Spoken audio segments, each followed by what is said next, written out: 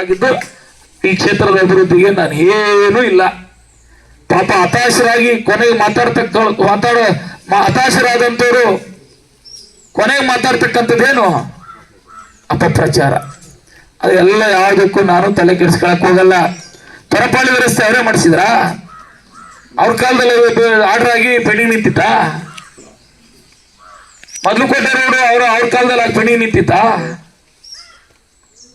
ಮೈಮಾರಂಗ ಬೆಟ್ಟದ ಸ್ವಾಮಿ ರಸ್ತೆ ಅವ್ರ ಕಾಲದಲ್ಲಿ ಆಗಿ ಪೆಂಡಿಂಗ್ ನಿಂತಿತ್ತ? ಬೆಳಗೆರೆ ರಸ್ತೆ ಅವ್ರ ಕಾಲದಲ್ಲಿ ಆಗಿ ಪೆಂಡಿಂಗ್ ನಿಂತಿತ್ತ? ಹೊಸಪಾಳ್ಯದ ರಸ್ತೆ ಅವ್ರ ಕಾಲದಲ್ಲಿ ಆಗಿ ಪೆಂಡಿಂಗ್ ನಿಂತಿತ್ತ? ನರಸೀಪುರ ಪಂಚಾಯತಿಯಲ್ಲಿ ಕೆಲಸ ನಡೀತಾ ಇದೆ, ಅವ್ರ ಕಾಲದಲ್ಲಿ ಆಗಿ ಪೆಂಡಿಂಗ್ ನಿಂತಿತ್ತ? ಶ್ರೀನಿವಾಸಪುರ ಪಂಚಾಯತಿಯಲ್ಲಿ ಮಸರಳ್ಳಿ ರಸ್ತೆ ಅವ್ರ ಕಾಲದಲ್ಲಿ ಆಗಿ ಪೆಂಡಿಂಗ್ ನಿಂತಿತ್ತ? ನಮ್ಮ ಸೋಲ್ದನಹಳ್ಳಿ ಪಂಚಾಯತಿಲಿ 4-5 ರಸ್ತೆಗಳು ಕೆಲಸ ನಡೀತಾ ಇವೆ, ಕೆಲವೊಂದು ರಸ್ತೆ ಕಂಪ್ಲೀಟ್ ಆಗಿದೆ, ಅವ್ರ ಕಾಲದಲ್ಲಿ ಆಗಿ ಪೆಂಡಿಂಗ್ ನಿಂತಿತ್ತ? ನಮ್ಮ ಅರೆಬೊಮ್ಮನಹಳ್ಳಿ ಪಂಚಾಯತಿಯ ತಿಮ್ಸಂದ್ರ ರಸ್ತೆ ಎಷ್ಟೊತ್ತಿಂದ ಪೆಂಡಿಂಗ್ ಇತ್ತು? ಎಲ್ಲ ಇಷ್ಟನ್ನ ಆದೇಶ ಅವ್ರು ತಂದುಕೊಟ್ಬಿಟ್ರೆ ಅವ್ರ ಕಾಲನ್ನ ತೊಳೆದು ಅರ್ಶಿನ ಕುಂಕುಮ ಇಕ್ಕಿ ಅವ್ರ ಪಾದಕ್ಕೆ ನಮಸ್ಕಾರ ಮಾಡಿ ಅಣ್ಣ ನಿನ್ನಿಂದ ಕಲ್ಕ ತಿನ್ಕೊಳ್ಳೋಣ ಅಂತ ಹೇಳ್ತೀನಿ. ಇಷ್ಟು ಆದೇಶ ಅವ್ರು ನನ್ನ ಕೈಗೆ ತಂದುಕೊಟ್ರೆ. ಇದನ್ನ ಯಾಕೆ ಹೇಳ್ತಾ ಇದ್ದೀನಿ ಅಂದ್ರೆ, ನಮ್ಮ ಕಾರ್ಯಕರ್ತರು, ನಮ್ಮ ಮುಖಂಡರು ಅವರ ತನವನ್ನ ಅವ್ರು ಮಾಡಿದಂತ ಅಭಿವೃದ್ಧಿಯನ್ನ ನಿಮ್ಮ ಪಂಚಾಯತಿಗಳಲ್ಲಿ ಜನತೆಗೆ ತಿಳಿಸ್ತಕ್ಕಂಥ ಕೆಲಸವನ್ನ ಮಾಡಬೇಕು. ಮತ್ತೊಂದು ಕಡೆ ಬಿಜೆಪಿ ಅವರು 3.5 ವರ್ಷಗಳ ಆಗಿದ್ದಂತ ರಸ್ತೆಗಳು ಏನು ಚುನಾವಣೆ ಬಂದ್ಬಿಟ್ಟು ಪೂಜೆ ಮಾಡಿಸ್ಲಿಲ್ಲ ಅಂತ ನಾನು ಪೂಜೆ ಮಾಡಿದ್ದೀನಿ ಅಂತ ಹೇಳ್ತಾ ಇದ್ದಾರಲ್ಲ. ಚುನಾವಣೆ ಘೋಷಣೆ ಆಗಿದ್ದು ಮೇ ಕೊನೆ ವಾರದಲ್ಲಿ, ಅಲ್ಲ ಮಾರ್ಚ್ ಕೊನೆ ವಾರದಲ್ಲಿ. ಮಾರ್ಚ್ ಕೊನೆ ವಾರದಲ್ಲಿ ಡಿಕ್ಲೇರ್ ಆಯಿತು. ಮೇ ಮೊದಲನೇ ವಾರದಲ್ಲಿ, 2ನೇ ವಾರದಲ್ಲಿ ಚುನಾವಣೆ ನಡೀತು.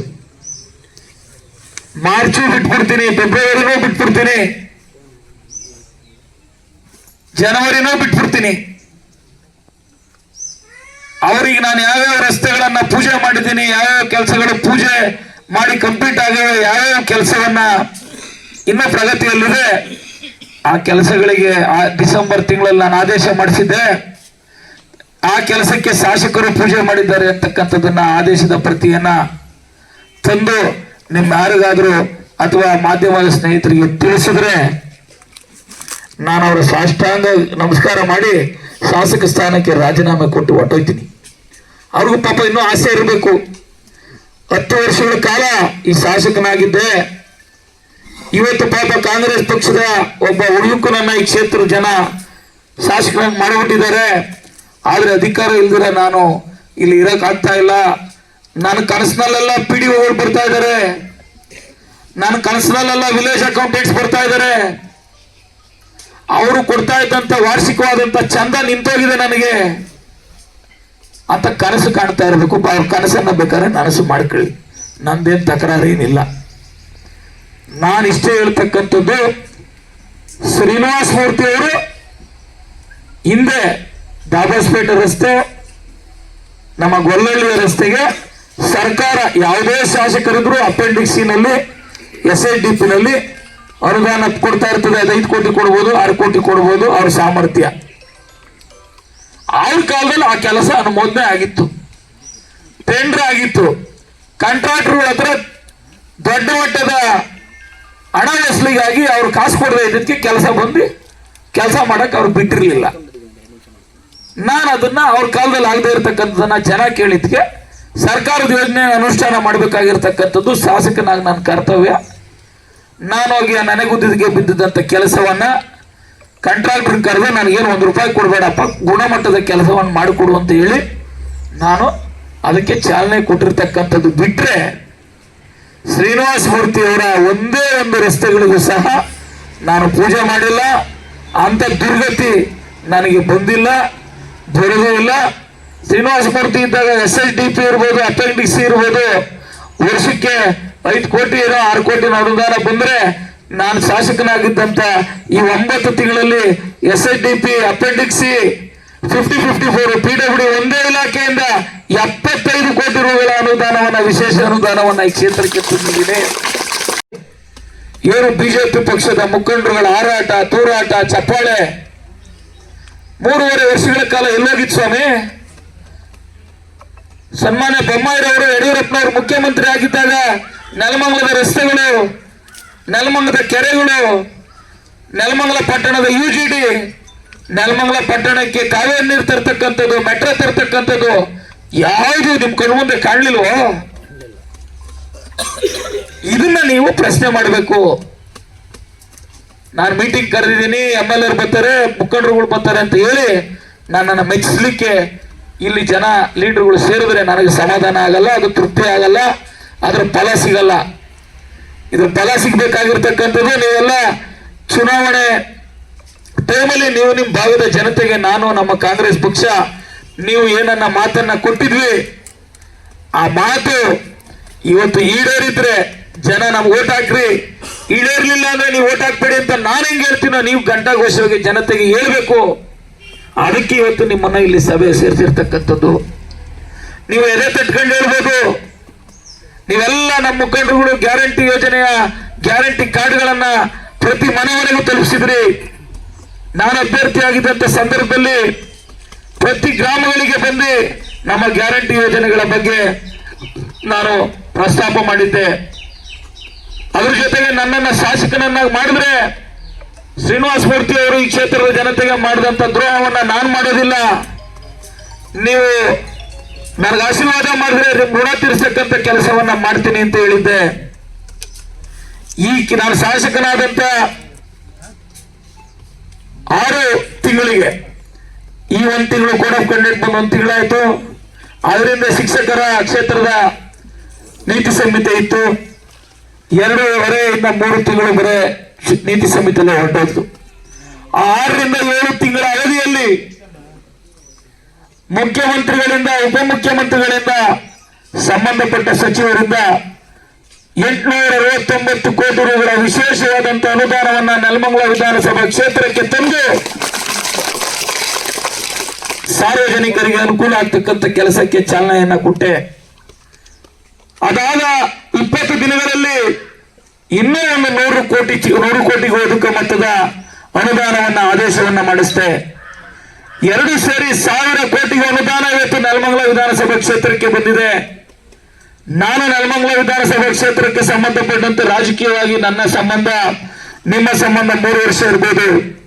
ಆದ್ರೆ ಇಲ್ಲಿ ನನ್ನ ವಯಸ್ಸಿಗೂ ಅಧಿಕವಾಗಿರ್ತಕ್ಕಂಥ 2 ಪಟ್ಟು ವಯಸ್ಸಾಗಿರ್ತಕ್ಕಂಥ ಹಿರಿಯ ಮುಖಂಡರಿದ್ದೀರಾ.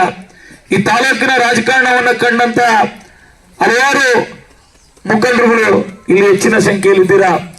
ನೆಲಮಂಗಲ ವಿಧಾನಸಭಾ ಕ್ಷೇತ್ರದಲ್ಲಿ ಕೇವಲ 1 ವರ್ಷದ ಒಳಗೆ 1000 ಕೋಟಿ ಅನುದಾನ ತಂದು ಈ ಕ್ಷೇತ್ರವನ್ನು ಅಭಿವೃದ್ಧಿ ಮಾಡಿದಂತ ಯಾವುದೇ ಒಂದು ಉದಾಹರಣೆ ಇದ್ರೆ ನೀವು ಹೇಳಿ, ನಾನು ತಲೆಬಾಗ್ತೀನಿ.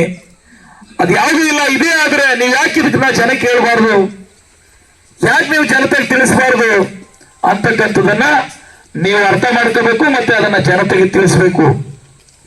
ಹಿಂದೆ ನೆಲಮಂಗಲ ತಾಲೂಕಿನ ಯಾವುದೇ ಕಚೇರಿಗೆ ಹೋದ್ರು ಭ್ರಷ್ಟಾಚಾರ ತಾಂಡವಾಡ್ತಿತ್ತು.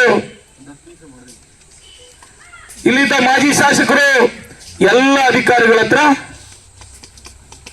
ಚಂದ ವಸೂಲಿ ಮಾಡ್ತಾ ಇದ್ರು. ನಾನು ಯಾವುದೇ ಒಬ್ಬ ಅಧಿಕಾರಿ ಹತ್ರ ಒಂದೇ ಒಂದು ಕಾಫಿಯನ್ನು 10 ಪೈಸಕ್ಕೆ ನಾನು ಕೈ ಚಾಚಿಲ್ಲ, ಕೈ ಚಾಚೋದೇ ಇಲ್ಲ. ಅದಕ್ಕೆ ಕಾರಣ ಇಷ್ಟೇ, ನಾನು ಕೈ ಚಾಚಿದ್ರೆ ಅವರು ನನ್ನ ಕ್ಷೇತ್ರದ ಮತದಾರರ ಹತ್ರ, ಅವ್ರ ಕಚೇರಿಗೆ ಹೋಗ್ತಕ್ಕಂಥವ್ರ ಹತ್ರ, ಅವ್ರ ಕೆಲಸ ಕಾರ್ಯಗಳು ಹೋಗ್ತಕ್ಕಂಥವ್ರ ಹತ್ರ ದಬ್ಬಾಳಿಕೆ ಮಾಡ್ತಾರೆ, ಹಣ ವಸೂಲಿ ಮಾಡ್ತಕ್ಕಂಥ ದಂಧೆ ಮಾಡ್ತಾರೆ. ಅವಾಗ ಈ ಕ್ಷೇತ್ರದ ಶಾಸಕನಾಗಿ ನಾನು ಇರ್ಲಿಕ್ಕೆ ನಾಲಾಯಕ ಆಯ್ತೀನಿ ಅಂತ ಹೇಳಿ ನಾನು ಅದಕ್ಕೆ ಅವಕಾಶವನ್ನ ಕೊಡ್ಲಿಲ್ಲ.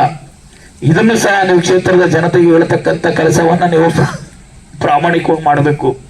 ನಲ್ಲಿ ಕುಡಿಯೋ ನೀರಿನ ಸಮಸ್ಯೆ ಒಂದ್ ಕಡೆ, ಬರಗಾಲ ಬಂದಿದೆ, ಮಳೆ ಬರಲಿಲ್ಲ, ರೈತರ ಪಂಚಾಯತ್ಗಳಿಗೆ ನೀರಿಲ್ಲ. ಇಂಥ ಸಂದರ್ಭದಲ್ಲಿ ಬಿಜೆಪಿ ಸರ್ಕಾರ ನಮ್ಮ ವೃಷಭಾವತಿ ಏತಾವನ ನೀರಾವರಿ ಯೋಜನೆಯನ್ನ ನಮ್ಮ ಪಾತ್ರಕ್ಕೆ ಅನೌನ್ಸ್ಮೆಂಟ್ ಮಾಡಿ ಕೈ ತೊಳ್ಕೊಂಡು ಜನತೆಗೆ, ರೈತರಿಗೆ ನಿರಾಶೆಯನ್ನ ಮಾಡಿಸಿತ್ತು. ಇಂಥ ಸಂದರ್ಭದಲ್ಲಿ ನಾನು ಶರತ್ ಬಚ್ಚೇಗೌಡರು, MLC ರೇವಣ್ಣವರು ಸರ್ಕಾರವನ್ನ ಕೇವಲ 1 ತಿಂಗಳಲ್ಲಿ 15 ದಿವಸದಲ್ಲಿ ಮಾನ್ಯ ಮುಖ್ಯಮಂತ್ರಿಗಳನ್ನ ಭೇಟಿ ಮಾಡಿ ವೃಷಭಾವತಿ ಪ್ಯೂರಿಫಿಕೇಶನ್ ವಾಟರ್ನ ರಸವರ್ತಿಯತ ನೀರಾವರಿ ಯೋಜನೆಗೆ ಬಿಜೆಪಿ ಸರ್ಕಾರ ತಿಲಾಂಜಲಿ ಇಟ್ಟಿದೆ, ಎಳ್ಳು ನೀರನ್ನು ಬಿಟ್ಟಿದೆ. ನಮ್ಮ ಸರ್ಕಾರ ಆ ಥರ ಮಾಡಬಾರ್ದು. ನಮ್ಮ ಭಾಗದ ಬೆಂಗಳೂರು ಗ್ರಾಮಾಂತರ ಮತ್ತು ಚಿಕ್ಕಬಳ್ಳಾಪುರ ಭಾಗದ ರೈತರು ಸಂಕಷ್ಟವನ್ನು ಎದುರಿಸ್ತಿದ್ದಾರೆ. ಅಂತರ್ಜಲದ ಮಟ್ಟ ಬಹಳ ತೀರ ಕೆಳಮಟ್ಟಕ್ಕೆ ಹೋಗಿದೆ. ನೀರಾವರಿಗೆ ಸಮಸ್ಯೆ ಇದೆ. ಅಂತರ್ಜಲ ಮಟ್ಟವನ್ನು ವೃದ್ಧಿ ಮಾಡಬೇಕು. ಹಾಗಾಗಿ ನೀವು ಬಜೆಟ್ನಲ್ಲಿ ಇದಕ್ಕೆ ದುಡ್ಡನ್ನು ಇಡಬೇಕು.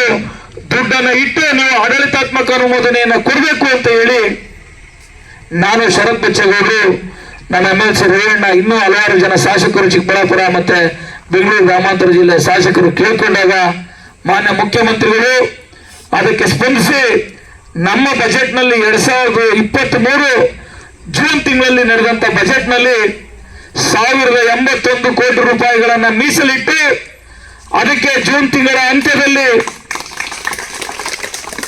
ಆಡಳಿತಾತ್ಮಕ ಅನುಮೋದನೆಯನ್ನು ಕೊಟ್ಟು ಟೆಂಡರ್ ಅನ್ನ ಮಾಡಿ ಇವತ್ತು ಮುಖ್ಯಮಂತ್ರಿಗಳು ನನ್ನ ವಿಧಾನಸಭಾ ಕ್ಷೇತ್ರಕ್ಕೆ ಬಂದು ನಿಮ್ಮೆಲ್ಲರ ಸಮ್ಮುಖದಲ್ಲಿ ಆ ಯೋಜನೆಯನ್ನ ಶಂಕುಸ್ಥಾಪನೆಯನ್ನ ಮಾಡಿಸಿದ್ದೇವೆ.